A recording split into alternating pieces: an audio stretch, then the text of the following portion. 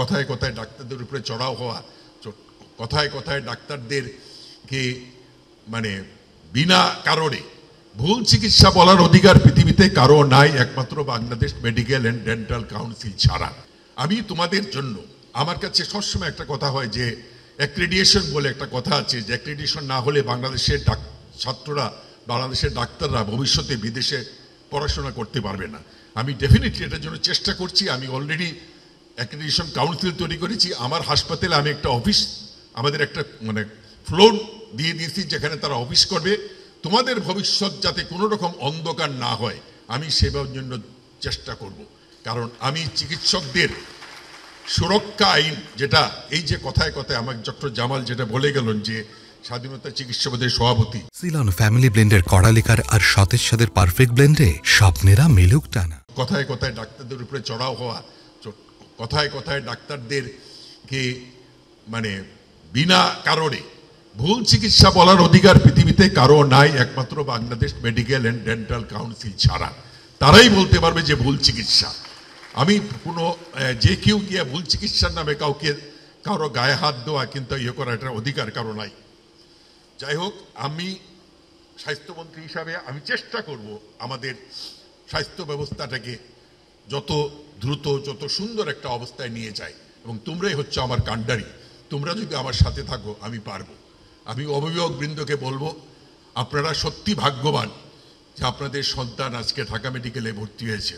তো আপনাদের দায়িত্ব কিন্তু শেষ হয় নাই। আপনারা দেখবেন যে ছেলেটা ঠিকমতো ঘুম থেকে উঠলো কিনা, যেটা কিছুক্ষণ আগে আমাদের ঢাকা মেডিকেল যে পরিচালক বলেন, আমার ছেলেও বাংলাদেশে প্রাইভেট মেডিকেলে পড়াশোনা করতো, কিন্তু ওই রাত্রেবেলা ম্যানচেস্টার ইউনাইটেডের ফুটবল খেলা দেখে আর সকালবেলা ঘুম থেকে উঠতে পারতো না তাকে ক্লাসে নেওয়ার। তো সুতরাং খেলা অবশ্যই দেখবে, খেলাধুলা সব কিছুই করবে। আমরাও খেলাধুলা করেছি, আমরাও খেলাধুলার পাশাপাশি ক্লাস করতে, কিন্তু সকালের ক্লাসটা যেন মিস না হয় এইটা তোমরা অবশ্যই, এবং আপনাদের গার্জিয়ানদের কাছে আমার অনুরোধ, আপনারা এটা খেয়াল রাখবেন। কারণ আপনারা এত ভাগ্যবান যে আপনাদের এই কম্পিটিশনের যুগে আপনাদের ছেলে ঢাকা মেডিকেলে ভর্তি হয়েছে। আজকে পৃথিবীর বিভিন্ন দেশে, আমি ইংল্যান্ডে গিয়েছিলাম, আমি জেনেভাতে গেলাম, আমি মানে প্রত্যেক জায়গায় কিন্তু আমাদের সম্বন্ধে একটা ভালো পজিটিভ ধারণা সবার আছে, এবং এইটাকে আমি ধরে রাখতে চাই। এটাকে কিছুতেই আমি নষ্ট হতে দিব না। আমার চিকিৎসার মান, আমার শিক্ষকের মান, আমার শিক্ষার মান যেন বাংলাদেশের মানুষের মানে পৃথিবীর কাছে একটা উজ্জ্বল দৃষ্টান্ত হয়ে যায়, যেটা আমাদের মাননীয় প্রধানমন্ত্রী রোল মডেল হিসাবে উনার কমিউনিটি ক্লিনিককে নিয়ে যেভাবে বিশ্বে আলোড়ন সৃষ্টি হয়ে গেছে। তো আমি বক্তব্য দীর্ঘায়িত করব না।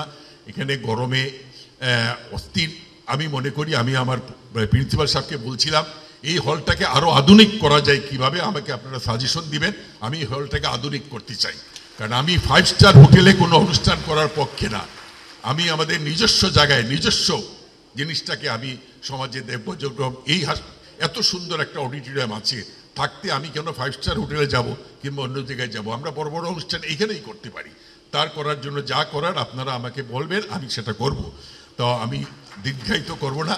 আমি তোমাদেরকে আবারও আশীর্বাদ করি, দোয়া করি, তোমরা ভালো থাকো, তোমরা ভালোভাবে পড়াশোনা করো।